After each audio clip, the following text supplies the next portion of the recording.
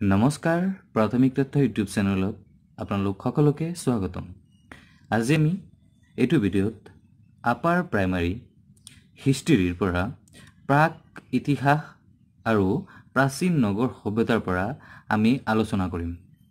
প্ৰথম আৰম্ভ কৰাৰ লগে লগে আমি যে প্ৰথম কথাটো হ'ল যে যুগ তিনিটা আছিল, প্ৰত্নপ্ৰস্তৰ, মধ্যপ্ৰস্তৰ আৰু নৱপ্ৰস্তৰ যুগৰ, যেটো প্ৰাক ইতিহাসৰ পৰা আহিছে।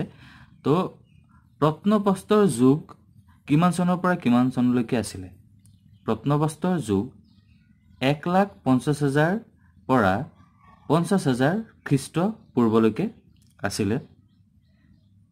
মধ্যপ্ৰস্তৰ যুগ 50,000 পৰা 10,000 খ্ৰীষ্ট পূৰ্বলৈকে।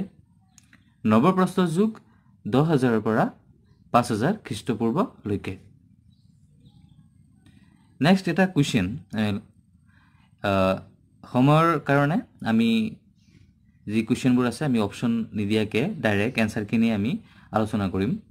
তো কুৱেশ্যন হ'ল, নাঙলৰ আৱিষ্কাৰ পোনতে ক'ত হৈছিল?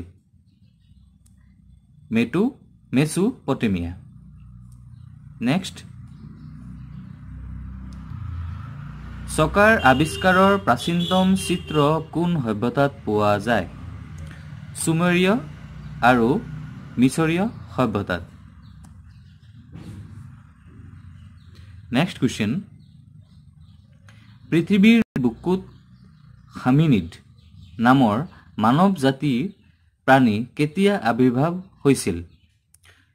6.6 নিযুত বৰ্ষৰ পূৰ্বে। হৰপ্পা সভ্যতা বা সিন্ধু উপত্যকা সভ্যতা কোন যুগৰ আছিল? তাম্ৰ যুগৰ। হৰপ্পাত পোন প্ৰথমে সভ্যতাৰ নিদৰ্শন আৱিষ্কাৰ কৰে? Charles lesson. হৰপ্পা সভ্যতাৰ জীৱনকাল আছিল খ্ৰীষ্টপূৰ্ব 3200 পৰা 1700। নেক্সট কুৱেশ্যন, হৰপ্পা নগৰখন অৱস্থিত আছিল পশ্চিম পঞ্জাৱৰ মণ্টগমাৰীত। নেক্সট কুৱেশ্যন, মহেঞ্জোদাৰো মানে কি? মহেঞ্জোদাৰো মানে মৃতকৰ ঢিপ বা টিলা। ভিডিঅ'টো চোৱাৰ কাৰণে ধন্যবাদ। ভিডিঅ'টো ভাল লাগিলে লাইক কৰিব আৰু আমাৰ চেনেলটোক ছাবস্ক্ৰাইব কৰি ৰাখিব।